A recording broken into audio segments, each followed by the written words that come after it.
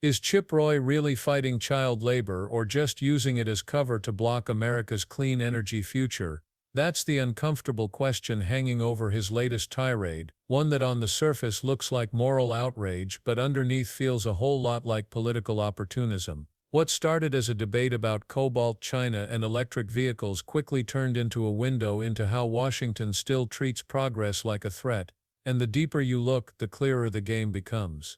Roy opened his attack with a warning. America, he said, is dangerously dependent on China for cobalt. Several different components to your question. I want to make sure that I address them. First and foremost, on the issue of child exploitation, child labor, I think it is the role of the United States for us to push back forcefully on this production, and not just in the production of energy, but across the board. We see this in textile production, energy production, cobalt mining. It is horrific.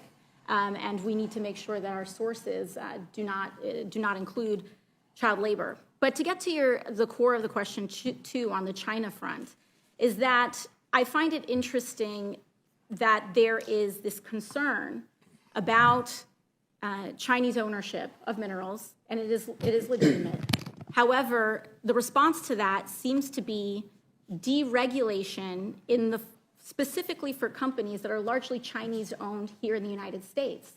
These companies are subsidiaries where the benefit of what we are deregulating here, and I'll give you a specific example. I would be remiss not to mention that the minerals produced specifically at the proposed Twin Metals mine that is implicated in this legislation would most likely be shipped to China for refining and smelting to be sold on the global market. These are not American-owned companies that American mined minerals would be going to. And so if your concern is the Chinese predominance of ownership in the mining market, I would be very concerned about passing this legislation. So that, I think, on the China piece there. And lastly, on the meeting our targets and mining cobalt. I think it's a false choice to say that in order for us to mine cobalt, we either have to destroy some of the most sacred lands in the United States or rely on child labor. There's responsible mining in the United States that is available to us. But secondly, I also find it interesting that the majority presently pushes back against battery recycling, which would allow us to open the path to reducing our reliance on mining in general. There is enormous potential in recycling many of these EV batteries, but we have not made the investments or the shifts necessary in order to unlock that so that we can reduce our reliance on solely mining as the only source of battery. Thank you. Well, I appreciate that. Before I give my colleague a chance to respond, as I think he probably wishes to, I would only note that happy to have a conversation about restricting Chinese ownership of any number of corporate activities in the United States, or ownership of farmland, or ownership of land near military bases, or frankly, ownership of meat packing, production, including mineral production and so forth. A significant reason why it would be mined here and shipped back is because they've got all the production facilities, because they've been building and mining these, because they've got the resources to do that. And here we've got the God-given benefit in America being able to produce very clean burning natural gas, very efficient ability to have automobiles that have an internal combustion engine, which are basically fractionally about a 1.5% of the CO2 production when you compare it to what we're producing in China, as the gentleman noted, where they've got 1,100 coal-fired plants burning in China, and we have 250, and they're building 2 a week, and we're building none. And yet we're building no nuclear plants except for the Georgia plant that was finally put online 45 years after it was permitted by the Nuclear Regulatory Commission. So I think if we're going to be serious about it, we can't say, I just don't accept the premise that this sort of general notion of, well, we got to push back on the child labor. Well, I mean, we're going to use that child labor unless we find a supply right now, because the Biden administration has put their foot on the gas to say we must have EVs in 2030 at the extent of 2/3 of our entire production line. So Toyota is not a Chinese-owned company, but Toyota has a massive production facility in San Antonio, tells me that they will largely have to put their entire assembly line starting next year into EVs pretty much only, because they can't financially afford to do otherwise with these mandates on the tailpipe rule, which will be shutting down the internal combustion engine production of the Toyota vehicles. No Chinese ownership there, because that's where they are, which will then mandate the EVs driving up the price of those vehicles, and then they got to go figure out how to get the batteries and get the production. I know the gentleman seemed like he wanted to jump in on that, and so I'd like to give him a chance to respond. He threw out big numbers. 88% of reserves concentrated in one complex, 80% of production tied up in the Congo, and China sitting in the middle of it all.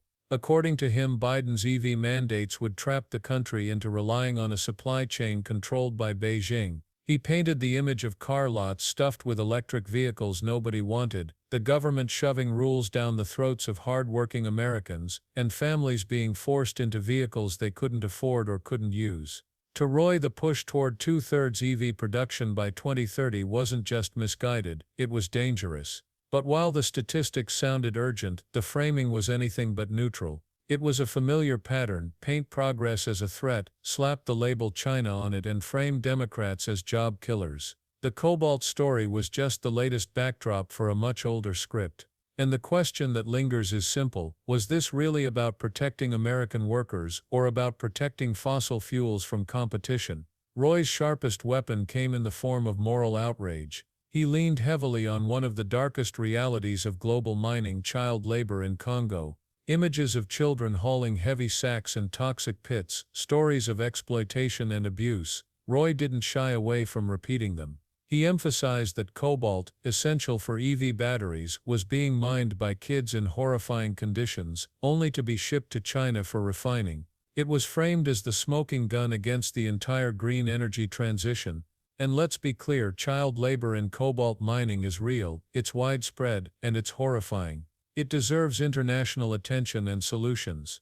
But here's the twist: when a politician suddenly discovers child labor right at the moment it's useful to attack an environmental policy, you have to wonder what's really driving the concern. Because for decades the same party that Roy represents supported outsourcing manufacturing to China. They applauded the deals that gutted American industry and looked the other way when corporations chased cheap labor abroad. Rarely did you hear this level of fire and brimstone about the ethical costs of globalization when it padded the bottom lines of energy companies or defense contractors. But now, with EVs on the line, child labor suddenly becomes a central talking point. It's hard not to see the timing as suspicious. Roy wasn't calling for international labor reforms, sanctions on corporations exploiting kids, or a global coalition to clean up supply chains. His proposed solution was deregulation, opening up more American land to strip mining. In his framing, the choice was simple: either buy into Biden's mandates and fund Chinese child labor, or deregulate mining in America to solve the problem. It was a neat trick: weaponize outrage to push an agenda that doesn't actually address the outrage itself. And that's where the hypocrisy gets even louder.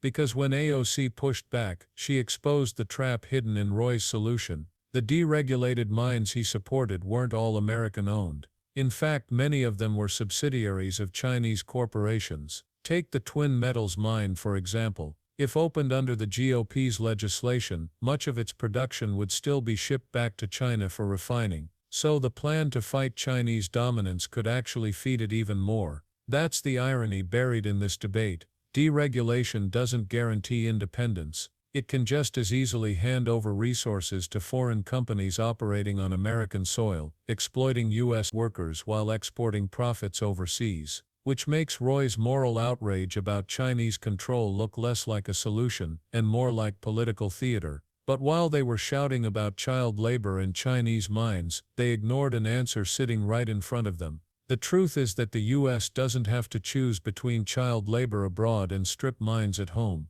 One of the most promising solutions is battery recycling.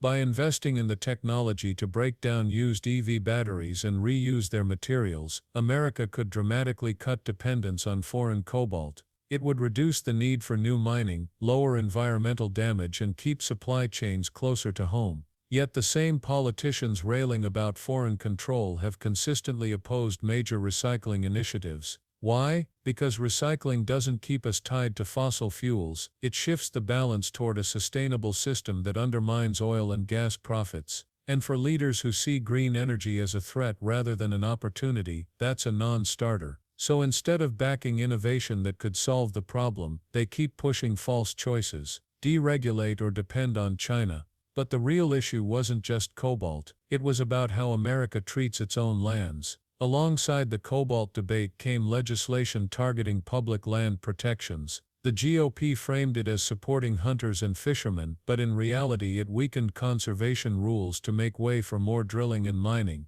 They painted it as defending tradition, but it was really about clearing the path for industry. Democrats countered with a simple point: the new rules didn't ban energy development, they just required companies to weigh conservation alongside profits. If you drill on public land, you should also be responsible for cleaning it up.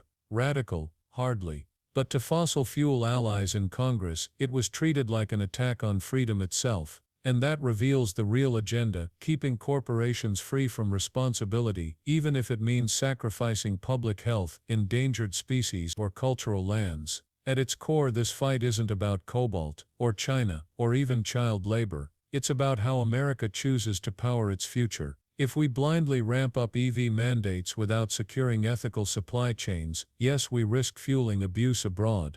But if we gut regulations and let foreign-owned corporations run wild on U.S. soil, we don't fix the problem, we just create new ones. The false binary is this: either accept child labor or bulldoze American wilderness. The real solution is a third path: responsible domestic development, coupled with serious investment in recycling and international labor reforms. That path requires innovation, accountability, and moral clarity. But it doesn't produce the quick sound bites that win headlines, which is why Washington keeps dodging it. Instead, we get outrage speeches, culture war framing, and moral grandstanding. And while the cameras roll, the actual problem, children suffering in mines overseas, companies exploiting loopholes at home, and America dragging its feet on clean energy infrastructure, continues unchecked. Chip Roy's tirade checked all the usual boxes: fear of China, performative outrage over child labor, and an attack on Biden's EV agenda. But peel back the rhetoric, and it wasn't a roadmap to ethical energy, it was a distraction designed to stall change. The real solutions, recycling, responsible mining, labor enforcement, were sidelined in favor of political points. So here's the bigger question: do we want an energy future built on exploitation, deregulation, and endless fossil fuel dependency, or one built on responsibility, innovation, and independence? That choice is bigger than Chip Roy, bigger than partisan debates, and bigger than the next election cycle. Because if we get it wrong, the cost won't just be measured in dollars or politics. It'll be measured in children's lives overseas, in the destruction of America's lands, and in the opportunities lost to build something better. So what do you think? Is Chip Roy standing up for American workers, or just standing in the way of progress? Drop your thoughts in the comments. And if you want to see the next chapter in this fight, make sure you subscribe, because the next story is even more controversial.